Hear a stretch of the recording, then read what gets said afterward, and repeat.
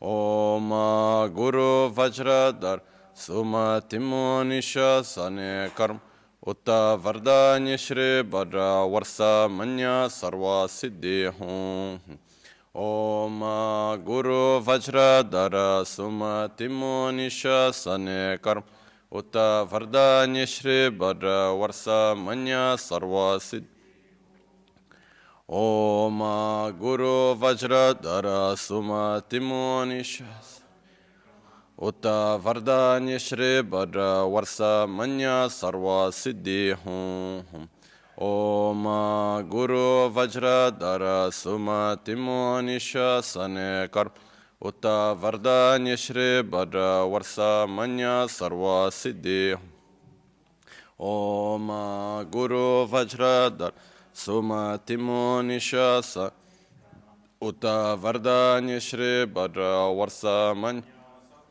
Di Hum Om Guru Vajradhara Sumatimo Nisha Sane Karm Utta Vardanya Shri Bhadra Varsa Manya Sarva Siddhi Hum Om Guru Vajradhara Sumatimo Nisha Sane Karm Utta Vardanya Shri Bhadra Varsa Manya Sarva Siddhi Hum Om Guru Vajradhara Sumatimo Nisha Utta Vardanya Shri Bhadra Varsa Manya Sarva Siddhi Hum Om Guru Vajradhara Sumatimo Nisha Sane Karma Utta Vardanya Shri Varsa Manya Om Guru Vajradhara Sumatimo Nisha Sane Karm Utta Vardanya Shri Bhadra Varsa Manya Sarva Siddhi Hum Om Guru Vajradhara Sumatimo Nisha Sane Karm Utta Vardanya Shri Bhadra Varsa Manya Sarva Siddhi Hum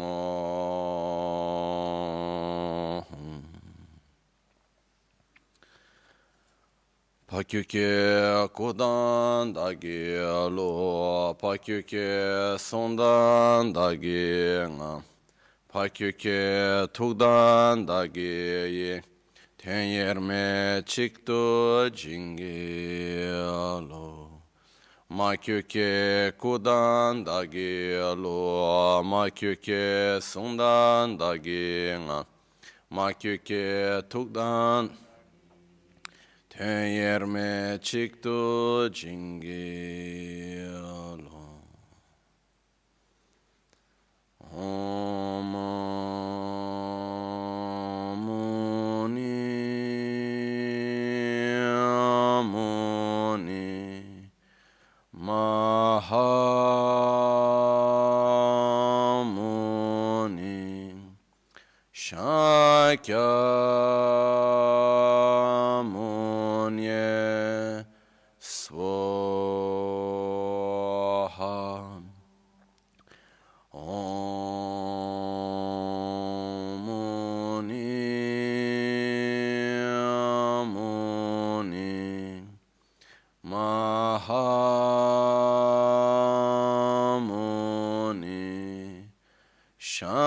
Shakya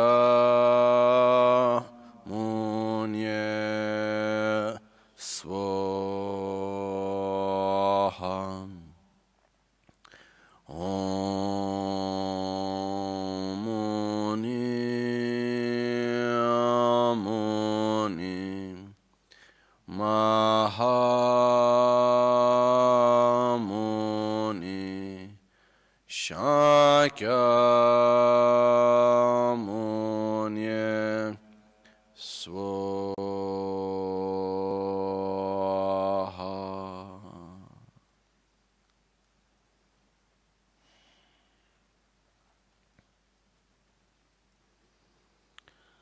Sangye chedan soge chanam la jancho pardo dani kyapsu chi dagi jinso gibe sonam gi drola pinchira sangye druparshu Sangye chedan soge chonam la chancho pardo dani kyapsu chi dagi jinso gibe sonam gi drola penchira sangye druparasho Sangye chedan soge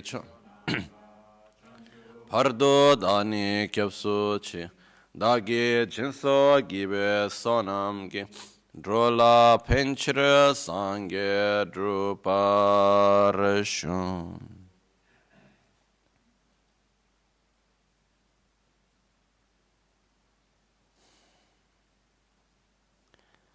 In the Buddha, Dharma, and Sangha, I take refuge until enlightenment.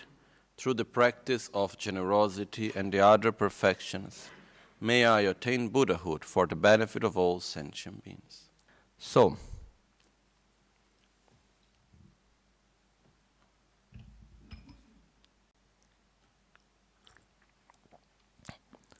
Tokpadan rekpa kaktsam gimega, or tore kaktsam gimega, is the definition of space, which if we make a precise translation, it will be something like the non-affirmative negation of obstructive contact. So the non-affirmative negation of obstructive contact. If we make it a more simple way of explaining, it would be the simple non-existence of obstruction. Okay? What does that mean? It means that for there to be space for something, it means that there is no obstruction for that object to exist in that context. So for example, if I take and I put the mala in my hand, I will say, okay, there is no space for the cup in the same hand. Why? Because there is the mala, and the mala becomes an obstruction for it, an obstacle that do not allow also the cup to exist there. But at the same time, there is a space for the mala. So in order for me to be able to hold the cup in the hand, I need to take away the obstructions that are there. Okay? It's like, for example, when we pack a bag. We have our luggage, we are packing a luggage for travel or whatever. There is a certain amount of space inside the bag. And then we fill up with so many things, and suddenly there we are, and we want to put one extra t-shirt, and there is no space for that extra t-shirt inside the bag. Okay? What does it mean why there is no space for the extra t-shirt? Because there are other objects inside that create an obstruction that do not allow that t-shirt to be also there. So there is a space in the luggage for the other stuff that is already there. But there is no more space for other things, because the things that are in the luggage, they create an obstruction that do not allow it inside. Okay? It's like if we take the example of a car. How many people can we fit in a car normally? We would say 5. No, I remember one time in India with my father, we were going back from the monastery of Gyume, and then we were like, our taxi left us there, and so we had to walk like some 5 kilometers, whatever. So in the middle of the road, one car stopped, sort of local taxi. It was this old Indian ambassador cars. I don't know if you anyone have the picture in mind of what was an old ambassador, this English car. Anyhow, it has one long seat in the front and one long seat in the back. And finally, they put like at least 18 people inside that car, no? So anyhow, just to say, imagine a car packed with people, okay? And then we want to go inside that car, and we say, oh, can I come in? And they say, sorry, there is no space. We can say, what do you mean there is no space? You are in there? Yeah, there is space for me, but there is no space for you. Why? Because I am in the car, so there is no obstruction for me to be here, even though it's not so comfortable. But there is no way how you can come in because we are here. In the sense that there is something that obstructs the possibility for the other person to come in. So when we say that we need to create space for something, it means we need to take away the obstacles, the obstructions for that to exist in that context, in that place. Okay? When we say there is no space for something, it means that there is something else which is holding that space and do not allow the other object to exist there. That creates an obstruction for that other thing to exist there. Is it clear?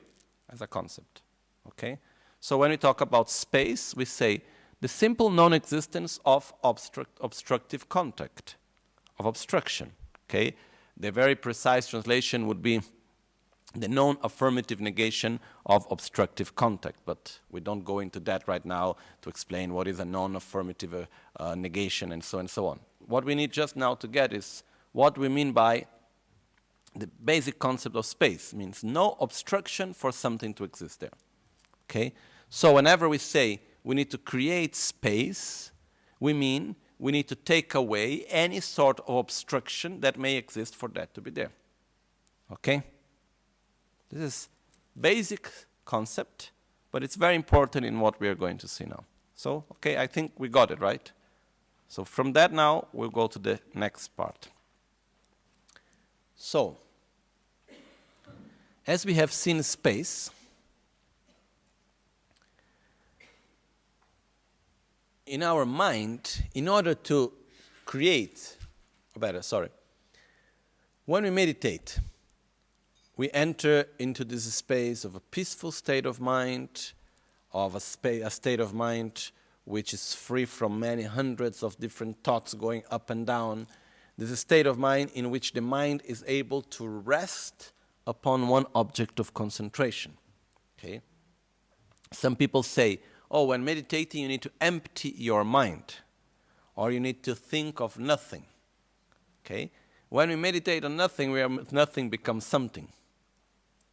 What I want to say is that this state of consciousness in which we are free from distractions and in which the mind rests upon one object, it is something, it's not nothing. Okay? So it occupies a space within the mind. So, in order for me to be able to generate this inner state of peace, of balance, of harmony, this state of meditation, I need to create space for it. Because if there are obstructions that do not allow it to be there, difficultly I will be able to generate it. Maybe if I can generate it forcing it in, but it becomes much more difficult. It's like if there is a car with a 5-seat car and there are already more than 7 people inside and I want to go in, or I really push myself in and squeeze so hard, so someone else will end up going out, or I need to ask someone to come out and then I can go in. Similar to that, in order to create this inner state of peace, of harmony, of concentration, and so on, which is the meditative state, or I need to do it in a forceful way, which takes time and effort and is not easy, and I need to force myself into that and somehow to take away the other states of mind, or I need first to pacify and create this space, take away the obstructions so this state can come in. Okay? So as we just said before, to make space means to take away the obstructions, the obstacles for that to exist there. So in order for us to be able to reach the meditative state, one of the important things for our own meditation is to create space for the spiritual practice, is to create space for our meditation. And we could somehow summarize this into 3 types of space that we need to make. And originally, like in the teachings of Lamrim and so on, it is called about the 8 conditions to develop samadhi, to develop the meditative state, a concentration state, and so on. But we will just talk about space today, okay? Making 3 different types of space, which traditionally it's also made. It's not something that I'm just making up for our modern times. This is something that has always been taught in this way. Not maybe with these words, but in this is part of the teachings that have always been there. So the 3 types of space that we need to make in order to be able to generate this meditative concentration state are temporary space, space in time, physical space, and mental space. Okay? Sure, this is especially for beginners. If we take an expert meditator that is able to develop this perfect concentration so easily, he can go beyond the need of physical and space in time and space in on matter, like physical space and how to say space in time. He can go beyond that. He can just meditate anywhere, anytime. That's not a big deal. But for us beginners, we must create this type of space first of all. Okay, so let's start with the first type of space that we need to create, which is space in time. Because if we take the example of before, we have a luggage. We fill up the luggage with so many things. The luggage is completely packed. I want to put something more inside. I can try to squeeze it as much as I can, but there is a limit. So when the luggage is already completely packed and I want to put something else inside, what choices I have? Take something out so I can put something in. Okay? We have our own, let's say, luggage of the day, which is 24 hours. Okay? Normally we could say, okay, if I want to put something more in my luggage and it doesn't fit, I can get a bigger luggage. But in this case, we have no choice. Our luggage is already made up with, which is determined by the planet where we live, and it's the time for the Earth to go once around itself, which is one day, 24 hours. Okay, that's the time that we have. So normally we fill up our day with so many things. We fill up our day with resting, sleeping, eating, cleaning, working, whatever, okay? We fill up our day with so many things that we need to do, and we fill up our day with so many things. If I want to meditate, but I do not create a temporary space for my meditation, I will end up trying to meditate, but using a space that is dedicated for something else. So finally what would happen is that there am I trying to meditate, but while I'm meditating I think, oh, but now I need to prepare the lunch and it's too late and how I will do. Oh, but I need to do this. And then things will come up together and I will not be able to do it well. Maybe 1 day, 2 days, I'm able to squeeze other things around and then I create that space for meditation and I do my meditation. But we are not talking here about meditating 1 day, 2 days. We are talking here about having continuity, so we are able truly to make this change in our mind. Okay, so the things that we do in our daily practice, in our everyday life, are the things that we think are important for our lives. Okay, so if I think exercise is important, I will make space for exercise. If I think watching television is important, I will make space to watch television. And like this we can go on and on, okay?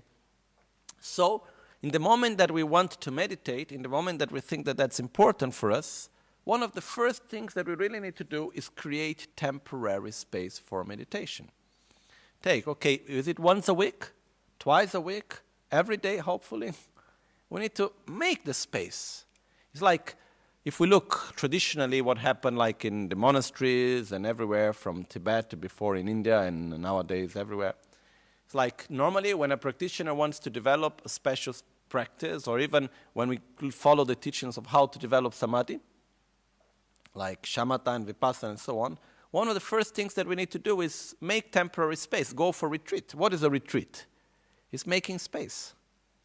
Normally in a retreat you choose a temporary space in which no other actions will be done, no other activities will be done other than that of meditating. So normally it can be of 1 week, whatever timing, okay? Let's say I make 1 week which is dedicated for meditation. So I will take out other activities and I have it dedicated for that. Or we can have it of 3 months, or we can have it of 1 year, 3 years, 12 years, 1 lifetime, whatever, okay? But in our case, I think it's quite difficult for us to make this whole dedication of full-time dedication for meditation. But at least we need to take a part of our life and make that space for our own practice, if we want to practice, okay? If we want to meditate well, we must create that temporary space. Because if we try constantly to meditate without creating space, we will always feel like struggling to put something inside, and we'll never be able really to relax within it. It's always the sensation of taking the packed bus to go to work. I don't know, it's like you can never really relax into it. It's like always need to struggle through it. So because of that, first of all, we need to make temporary space. Okay? When we make this temporal space, this allows us to relax within that. So, and this also means when I sit down to do my meditation, I take away other things from it. So I'm not answering the phone. I am not doing other things. I'm not even putting the phone in silent mode. I'm taking away the phone. Okay? Because nowadays, even if the phone is turned off, at some point it starts popping up stuff, you know. And there we are meditating and suddenly we listen, zzz, you know. Doesn't work. Okay? We need really to create this space so that other things can come in. So first thing, make temporal space. I think this is quite clear, right? So choose 1 hour, half an hour. And some of us say, oh, but I don't have time. It's like having your luggage and you say, I want to put these other clothes inside, but I have no space in the luggage. Which choice we need to have? Take something out. Oh, but I like everything that is in. Then don't put something else in, you know. So what happens is the same way. Oh, I have my days already full. Okay, but sure there are things that we can take out or we can make shorter. That in the beginning will look like we are missing something, and after some time we will see that it doesn't mean much, you know, and we can do without it quite easily. So, we need to create space for it on our time. The second type of space that we need to create is the physical space. Because the place where we are, the environment in which we are, has a very strong influence upon ourselves also. Okay. Normally, we would go to meditate, like traditionally, the practitioners would go to meditate on like even going to caves or going to a special meditation place or going to a monastery or different places for meditation, which means that the space, physical space where we are, has an influence on ourselves also. And we can look, even in our lives, normally, how are the physical space divided in our houses? By the activities that we do. No? So normally, why do we need one space to eat and another space to sleep and another space to clean ourselves and so on? For instance, could we eat in the bedroom? Is it possible to have lunch and dinner and breakfast in the bedroom? Practically, yes, right? Just take your plate there and eat. And if you're not so comfortable, put a little chair with a little table in the bedroom also. Why not? Okay? Like in the monastery, everyone eats in the bedroom also. That's a common thing to do. Because actually in monastery, you don't have a bedroom. You have a room. Then you do all the activities in that room. That's something else, no? But normally what we do, we divide the activities according to spaces also. Or better, we divide the spaces according to activities. So we have if we have the possibility, if we look in big houses, we have a dining room, we have the place where people take breakfast, then you have the place where to sleep, where to study. If people like music, they have a music room, then they have a TV room, and this and that. Why? Because different activities have different aspects. And what happens if we actually go to meditate on the bedroom? So I'm there sitting on my bed, meditating. We can meditate anywhere, just as we can eat anywhere, basically, okay? But what happens if I am meditating sitting in the bed, and I'm not such a good meditator, and I start to get a little lazy, and I feel a little sleepy? I start thinking, oh, maybe if I lay down and take a 5-minute nap, and after I continue meditating. Or what happens if I go to meditate in the kitchen, and I start feeling a little hungry? I stop to take a snack. What happens is that the places where we are influence our mind also. So, it's important in the moment that meditation is an important activity in our life, our spiritual practice is an important activity in our life, it is important for us to create a physical space for that. If we have a very big house, we can make a room dedicated for that. If we don't, we can make an angle, a little space, a little place dedicated for our meditation, and it will make a big difference. And I remember another aspect connected to that.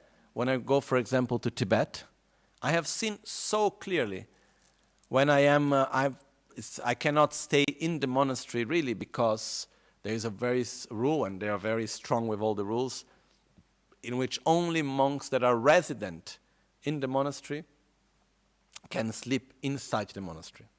So normally I stay in the hotel of the monastery, which is 50 meters in front of the monastery. And every day I go in, I stay the whole day there, then I come out back. And I've seen that even though I take in the room where I am, I put tankas and I make it nice and so on, there is a big difference in the quality of my own meditation when I'm doing it in the hotel room or when I do it inside the monastery. I feel a big difference on it. It's like when I do in the hotel, it has an extra effort that needs to be put into. When I am inside the monastery, it comes spontaneously. It's like, the sensation is like when I am outside, it's like having a boat on earth, needing to push the boat on earth. When I am inside the monastery, it's like the boat went into water, Then it just goes smoothly. That's why holy places are important. That's why we put energy making a temple and a place for retreat and all of this. Because places that have a special type of energy, that have always been used for that function, and so on, have influence our mind also and help for that. So if we can, we should create a space within our own daily life for our practice. If we don't have a big physical space, there is even a little sort of magical way of doing it, which is take a piece of cloth, which is like 80 by 80, whatever, 80 centimeters by 80 centimeters, like a square piece of cloth, and then make it beautifully, nicely, the way how you like it. Okay, monks have one which is made in a specific way. We don't need to do that. We just make a nice piece of cloth, whatever color we like, and so on. And we make a rule. I only sit on that when I do my meditation or spiritual practice. So, when we go to meditate, we open, we place it wherever we are, and then we sit on it, and then that's a sacred moment. When we finish, we fold it nicely, and we keep it in a place respectfully. Then when we practice again, we place it again. This gives a special meaning for that space also. It's a way of creating that space. Okay? So, it is important really for us to create this sacred space dedicated for our own meditation. And if we do not make temporal space, and if we don't make physical space, it will be very difficult for us to be able to keep our daily meditation practice. Okay? I think it's quite clear, right? Even though those are very simple things, they're very important. Okay? Well, now we go to the third type of space, which is creating mental space. The third type of space that we need to generate, we have just seen first, the first type of space, this is temporal space. Then we have physical space. And the third type of space is the mental space. Mental space means to be free from distractions mainly. Okay? Because our mind has this aspect that the thoughts that we have in the present moment are not generated necessarily by the stimulation and the contacts that we are having at the present moment. So, for example, if I go to meditate, I create a temporal space to meditate, I have the right timing to meditate, I have the right physical space to meditate, but before my meditation, I am in the phone with 10 people, I was looking at Facebook, I was doing this or that, whatever. I was creating a lot of distractions and a lot of stimulation. The mind continues with this stimulation even after the stimulation is gone. Okay? Normally, when we have a strong stimulation of an object of aversion or an object of attraction, mainly. Okay? When the stimulation stops, is the mind still stimulated by it, or it stops together with the stimulation?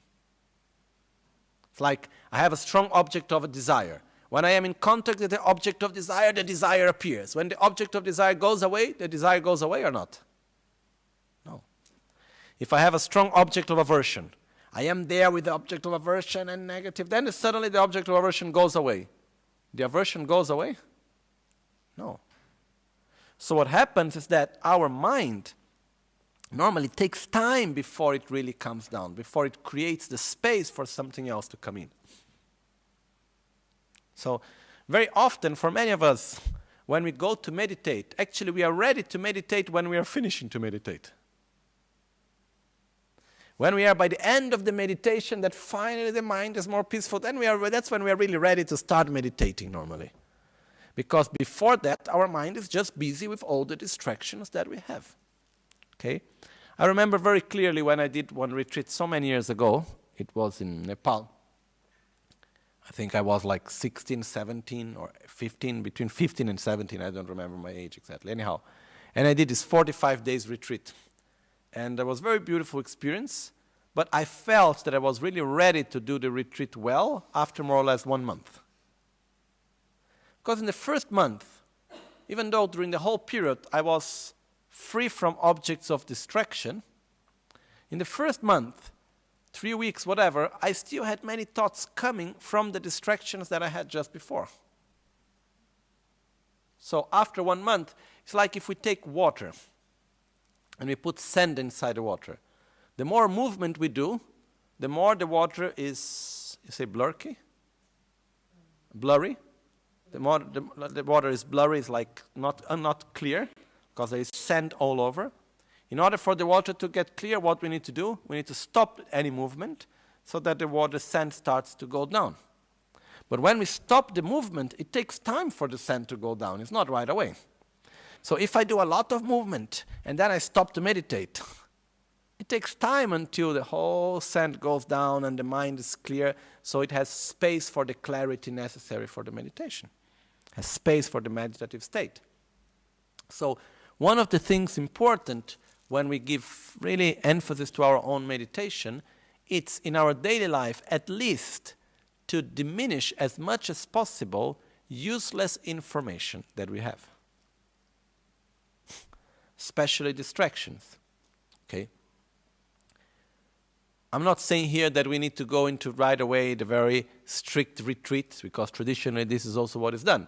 Many practitioners in all times and in all religions actually, when wanted to go deeper into a deeper state of consciousness and develop a deeper state of meditation, they would go into retreat. Why? Because the mind needs to be free from distractions to create the space for that. You know, and that's why normally when going into retreat, we need to be free from other distractions. And otherwise, we are vulnerable to everything that we listen, everything that we see, and our mind becomes busy with all of that. You know? And this just remembered me something. I was talking to my mom 2 days ago, and she told me something that it was a bit shocking in a way, and I think in our Western culture, modern culture, it's quite shocking, but it has its own function. And I'm going to tell not for us to make any judgment, but just to give an example of the need to create this space. She was in New York and took a taxi, and then was talking to the taxi driver. He was from Bhutan. And then when talking to him, okay, Bhutan, Buddhism, this and that, and came out that the taxi driver said that he also had a son that is a Lama. The son of the guy was recognized as a Tulku in Bhutan. And what happened was that in the moment that his son went to the monastery, he was requested with his whole family to move out of Bhutan in order not to create interferences for his son's studies and practice. Because if they are near to the son, then the son mind is connected always with the family and this and that, and then he doesn't have the necessary space for his preparation and education and practice and so on. For us, it's quite, in our culture, this is quite strong. It's quite shocking in one way. But we are not here now to judge it, to say if it's right or wrong. That's not the point right now. It's just to say that in many contexts, in order for us to be able to generate something, we need to take away the interferences. As we said before, what is to make space? Take away the obstacles for it, the obstructions for it. That's why very often meditators, they would go into retreat. That's in every culture. Like when we take Saint Francis, he went into retreat in the caves. In every culture, in every religion, this would happen, no? And this just makes me remember, Rinpoche was telling when we were in Borobudur this time, about in the monastery of Shalu, near to Ganchen monastery, they had a special tradition of Trulkor yoga, and the monks that they would train specially on the development of the control of the inner energy winds and so on, they would go into retreat, minimum 3 years retreat on that. But when they would go on this retreat, they had special rooms. But then when they would go in, they would close the door, and very often they would even, like, how to say, close the door with bricks. Like, they would like completely close the room. It had only a very small window, little high, and a space where to put the food. And they would stay there for 3 years. You know? And then after 3 years, they would come out on a very special occasion from the little window, and then they would come and they would do the trulkor, the yoga exercise, on top of they would have a piece of leather that was frozen. They put water and they froze it. It was in winter time, so it was frozen. And then they would sit on that ladder, and then they would do the meditation and the yoga exercise. And by their own body heat, they will melt completely the piece of cloth, the piece of leather. Anyhow, what I want to say is that for them to develop this control over their own energy winds and so on, they would not do this in the middle of all other activities. They needed to close themselves for a long period, take away all other source of distractions, and fix on that. But sure, this is only possible for people that have the right preparation. For most of us, if we would be closed in a dark room for 3 years, it's like going to prison, like being in a solitary jail, basically. Okay? But for them, it's a wonderful opportunity for enlightenment. It's not a solitary jail. That's the difference of how you deal with it. But anyhow, what I just want to say is that in all contexts, in order to create these states of mind, we must create a space. And to make space means take away the obstruction. And one of the main obstructions we have in our mind are all the stimulation that we have constantly of attraction and aversion. So one of the things to help, we don't need to go right away into deep retreat or whatever, but is at least try to make less stimulation in the mind.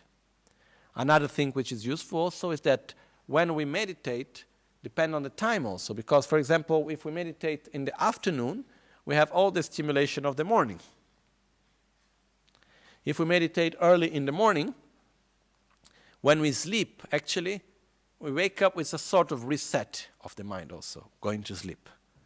So basically, when we wake up in the morning, if we start meditating before any other activities, we have more possibility of generating the correct meditative state because we have less distractions in our mind.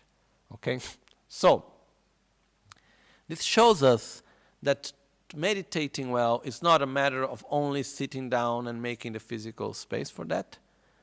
We need actually to, during the whole time, from morning to night or during our 24 hours time, we need also to be careful to create the right space in our mind, not to be involved with things that create too much distraction, that take too much space inside our mind. And slowly, what's something that we can develop, which is not that difficult actually, is what Lama Ganchen used to call it space box therapy practice. The space box is when we have something that is worrying us or something that is an object of attraction, whatever that is taking out our inner space, when we are dealing with it, we deal with it. When we stop that moment, we just imagine that we put it on a box in space and we close it. So when we go to something else, we go to something else, when we are not always mixing things together. And we know that we can access that box any moment. So this is something that really works. Okay, I do it myself and it works. And I've taught to other people and it really works. So, because we have a lifestyle in a context that we need to work, we need to deal with different things, at least try to put the information and the things that happen into boxes. And we have all the keys. And we can access each one of them when we want and when we need. So that when we meditate, we are in the box of meditation and we don't have other stuff going around. This is something that can help us also, okay? But just concluding this part, in order to be able to meditate well on tonglen or any other practice, first we need to be able to meditate. In order to be able to meditate, we need to create the space necessary for meditation. And we do that by creating the temporal space, physical space, and mental space. Okay? We could have gone this morning explaining more the technical aspect of how to meditate, which I have done already many times, but even if we know the whole theory of how to meditate, and we try hard, if we do not create the conditions if we do not create the space for the meditative state of mind to rise, it would not be possible. Okay? I think it's quite clear, right? So, in this sense, it's just remember to make space, and when we make space, it will be much more easy to generate that state of mind that we want of the meditative state. Okay? Once we have realized that state, then we can do it even in other contexts. But otherwise, for us that are beginners, we really need to make this space. Otherwise, it will not happen. Okay? Sorry if I am so direct. Now, maybe someone will prefer if I just say, oh, don't worry, just have faith and everything will go perfect. It's not exactly like that. We need to make space so that it can happen. And it depends how much priority we give in our life for our own meditation practice. Okay. So, I would like now just to give one very short explanation about how to create also the inner space, the mental space, and after we will do some meditation together. So, one of the techniques to create this inner space, I would just explain before, this space box technique, it works very well for me at least. And the other aspect is that when we start to meditate, first of all, it's like we need to make all the sand that is making the water unclear to come down. So what we do is we start with some breathing meditation. So we do the breathing meditation. There are many techniques, but one of them is we simply observe the sensation of the air in our nostrils. We place our attention at our nostrils, at the sensation of the air going in and the air going out. The attention is at the nostrils. And we can also count our breathing. Inhale, exhale 1. Inhale, exhale 2. And like this we let it be for whatever time is necessary in order to bring the mind down. There are other techniques also, but this is one of the most simple ones. And any other thought that appears in the mind during that process, we don't give attention to it without naming, without judging, without justifying. We don't give attention to that other thought. It's like if the thought comes and we try to block it, then it takes our attention. It's like someone coming and wanting to talk to us and we don't want to talk. The moment we start saying, look, I don't want to talk to you because of this or that, we are already talking. So, similar to that, if the thought comes to our mind and we don't want to give attention to that thought, as it comes, we just breathe in, breathe out, bring the attention back to our breath, and don't give space, don't give importance, don't give energy to that thought. And naturally, the thought will fade away. Just like if we imagine a boat that is, a ship that is in, high sea we call? Like very far away from the coast, no? And then there is a bird like an eagle that takes fly from the ship. The eagle can fly it for a very long time. But finally, where the eagles need to come down when it gets tired? Back to the boat again. Similar to that, when we are meditating and we are just in peace with our own mind, and suddenly appears a thought. The thought can go around a lot, but finally it needs to rest again in the mind back. So we don't need to give very much effort to put away the thoughts. We just don't give importance to it. Remember that it is impermanent also. As it comes, it will fade away. Just don't give attention to it and place the attention at one's own breath. Okay? So now we will do some meditation together, because the fact is that if we are not able to do some basic meditation, it will be very difficult to make tonglen meditation. If we do not start first bringing the mind into a more calm and peaceful meditative state, we will not be able to generate meditation in tonglen or in whatever else meditation we like to do. So that's why I wanted to give this morning some more emphasis on the basis of meditation, on the conditions, and now we do some meditation together. Okay? We will just do some breathing meditation now.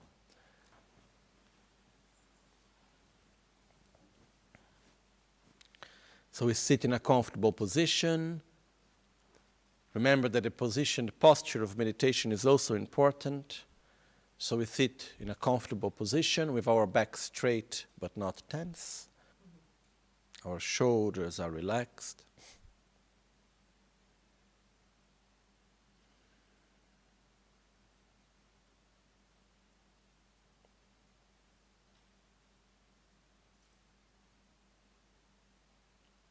Our head is slightly forward.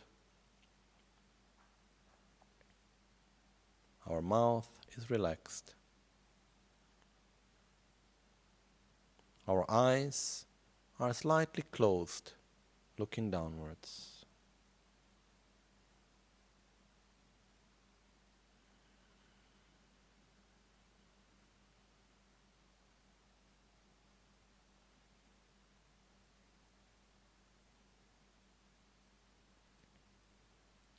We are aware of our own breath, and we place our attention at the sensation at our nostrils of the air going in and the air going out.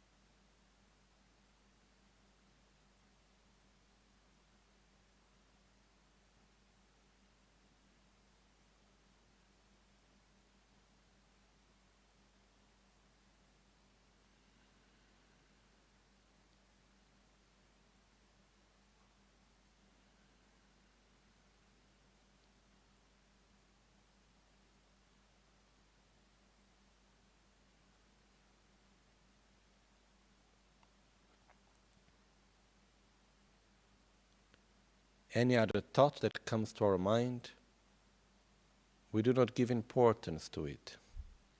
In a gentle way, we bring our attention back to the air that goes in and the air that goes out. And by that we create space in the mind for a state of peace and calm to arise.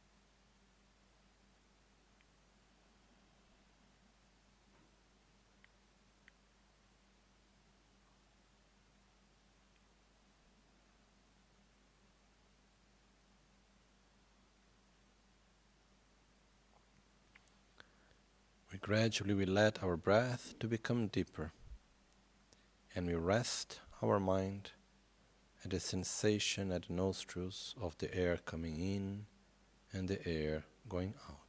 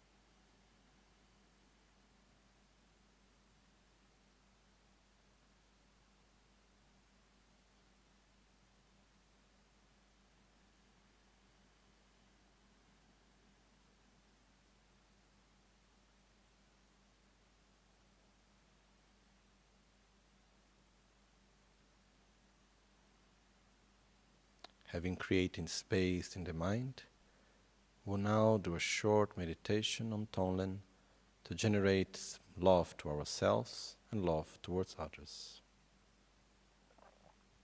We keep the awareness on our breath.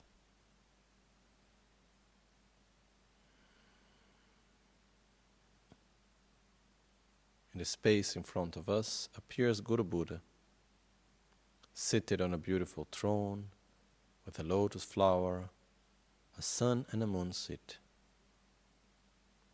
Guru Buddha smiles at us and is the personification of all sacred beings.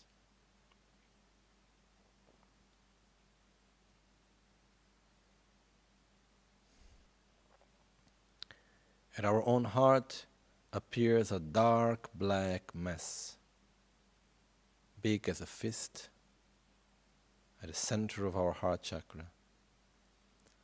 That it is in reality our own selfishness and all the mental defilements such as anger, aversion, miserliness, fear, insatisfaction.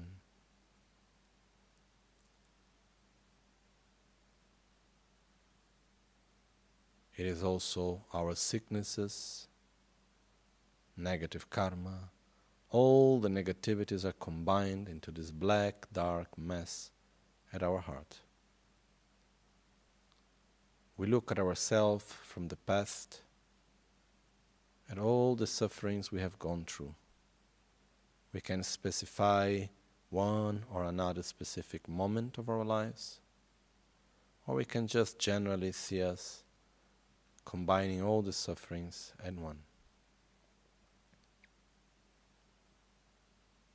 We ask Guru Buddha to bless us in order to be able to take into the present moment all the sufferings from the past and all the sufferings from the future into the present moment, and to give to the past and the future all the joy and peace and well-being.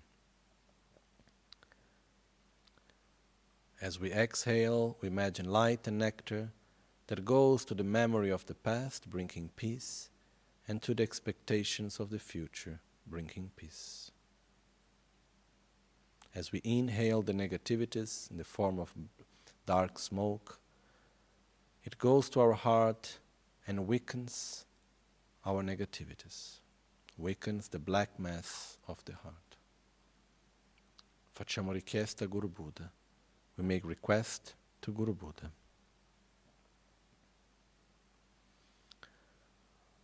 Lama ke, Trinchen Tsawe Lama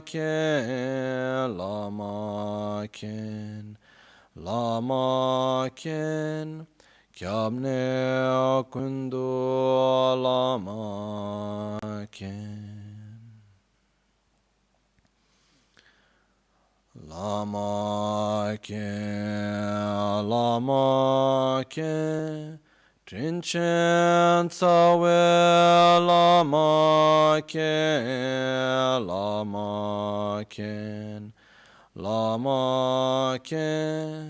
Kyabne Kundu Lama ken.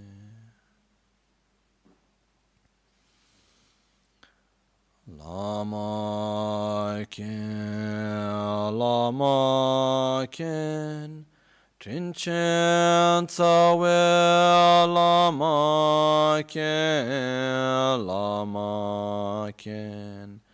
Lama ken, Kyabne Kundu Lama ken.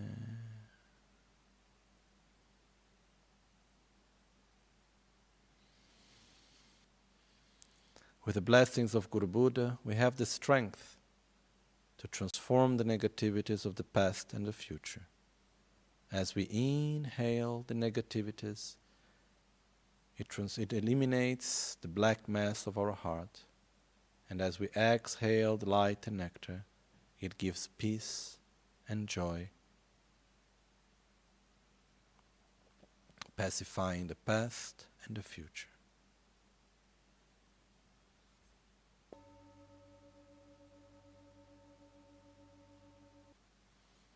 We take upon us in the present all our own sufferings from the past. Without judging or anything else, we just take it upon ourselves. And we give light and joy.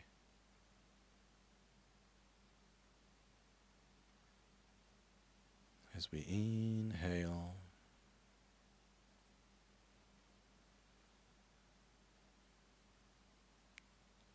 and exhale.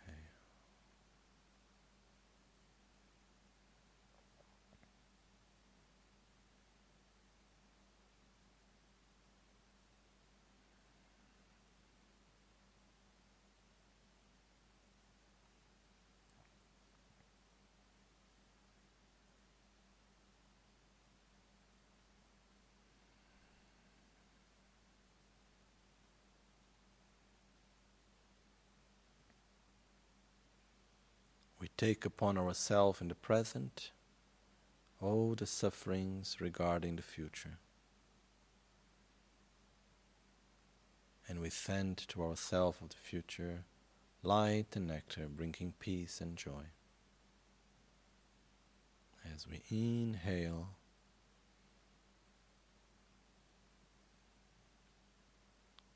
and exhale.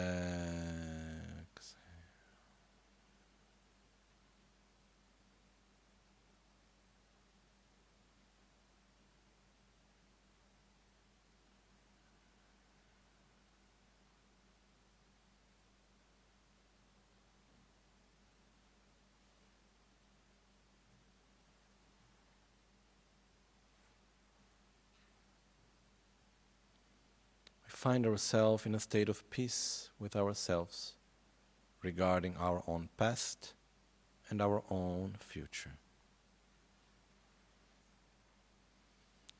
We observe around ourselves all the people with whom we relate on a daily basis, such as our family, friends, working colleagues, and also animals related to us. We deeply wish that may each and every one of them be free from their own suffering.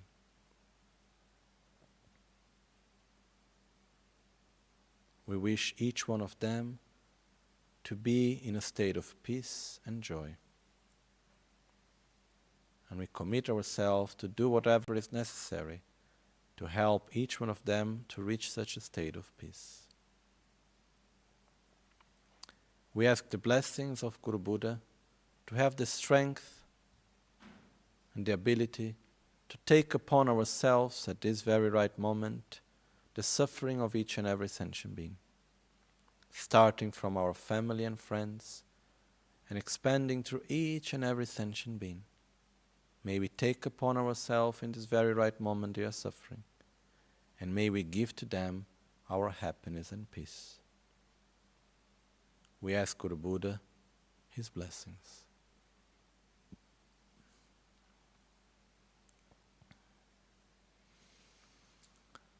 Lama ke, Trinchen Tsawe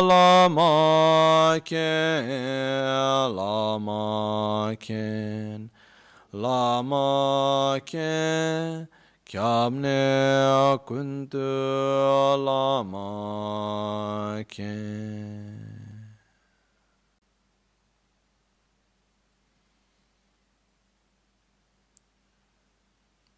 Guru Buddha smiles at us, and light emanates from his heart to ours, blessing us and giving us the strength.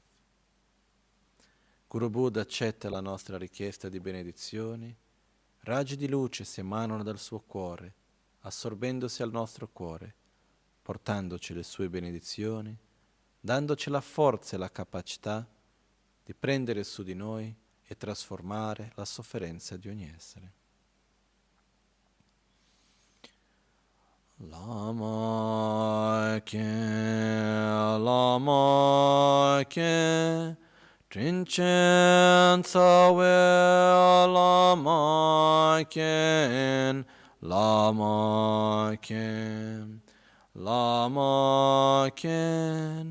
Kyamne Kundu Lama ke.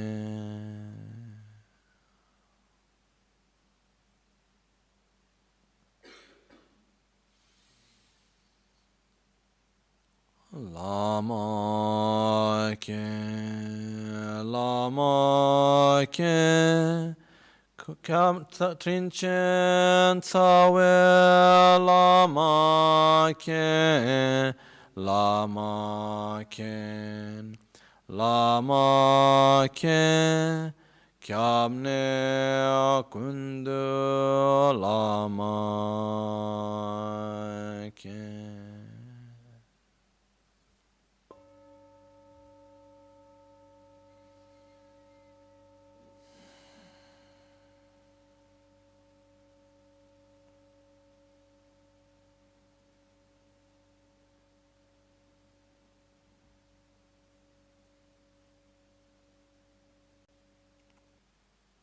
As we inhale, we take upon ourselves all the sufferings of every sentient being,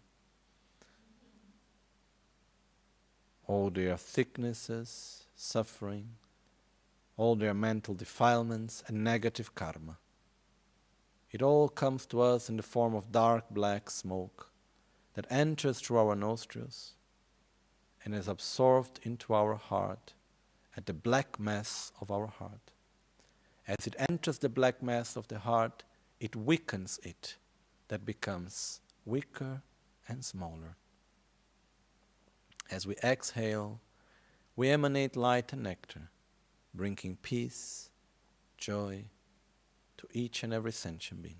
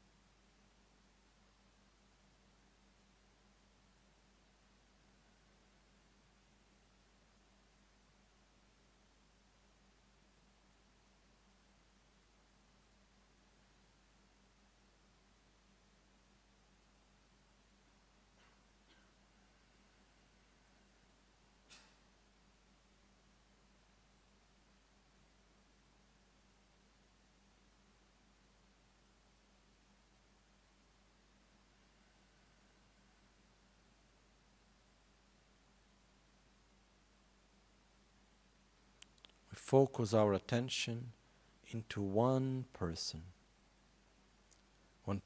that is suffering. And we inhale, taking upon ourselves his or her suffering. And as we exhale, we give peace and joy.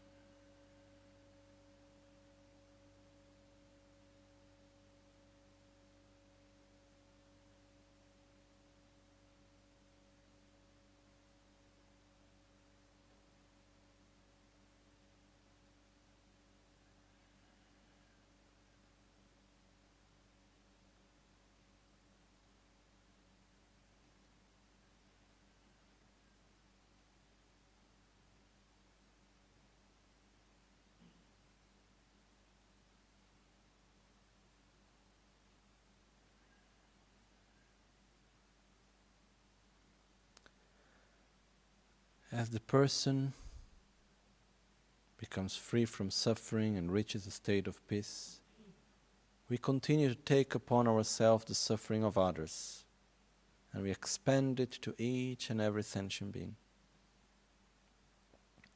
taking upon us their suffering and giving towards them peace and joy.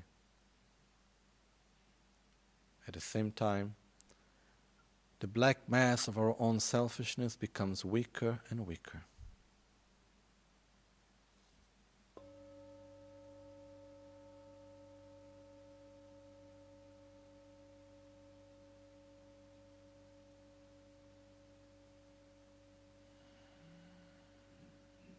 As we inhale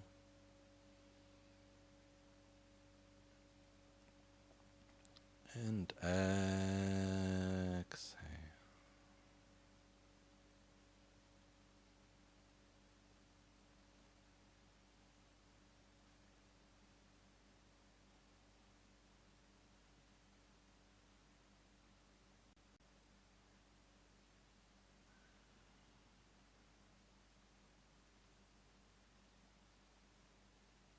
Every sentient being around us reaches a state of peace. The black mass at our heart is completely eliminated. We find ourselves, together with each and every sentient being, in a profound state of peace and joy. We keep the awareness of our breath. Guru Buddha in front of us comes towards us, enters from our crown, and joyfully sits in our heart. Our body, speech, and mind becomes inseparable of those of Guru Buddha.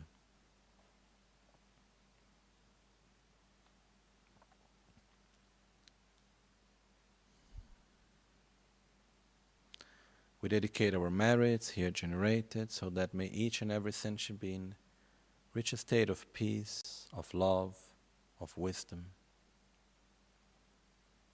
We dedicate may every spiritual guide have a long life and be able to guide sentient beings out of suffering. May every moment of this life and the future lives be an auspicious moment through which we transform every circumstance into the path to enlightenment by generating ourselves a state of peace and bringing every sentient being to the state beyond sorrow, the state of nirvana.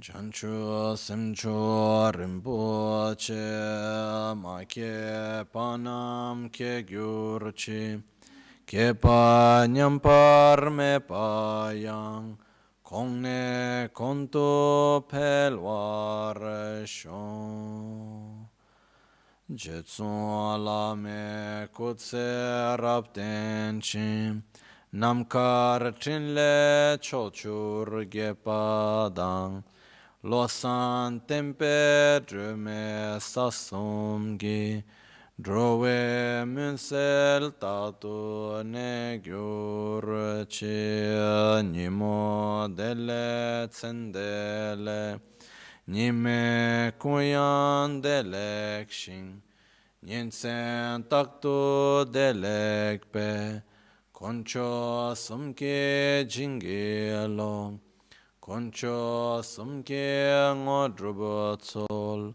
concho sumke trashisho.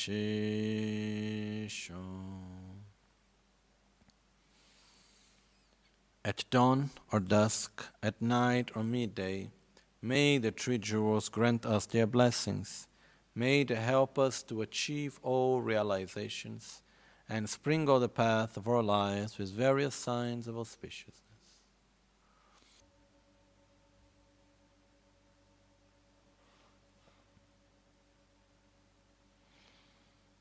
Umam temba lame sangye rinpoche, gyoba lame tamcho rinpoche, trimba lame gendo rinpoche, kyamne kuncho sumla chopa, bulojo sambo pa gyo trashi pa tuje tempe trinle yar, pe gyo rulo zambe zebre che pande lame shela chopa.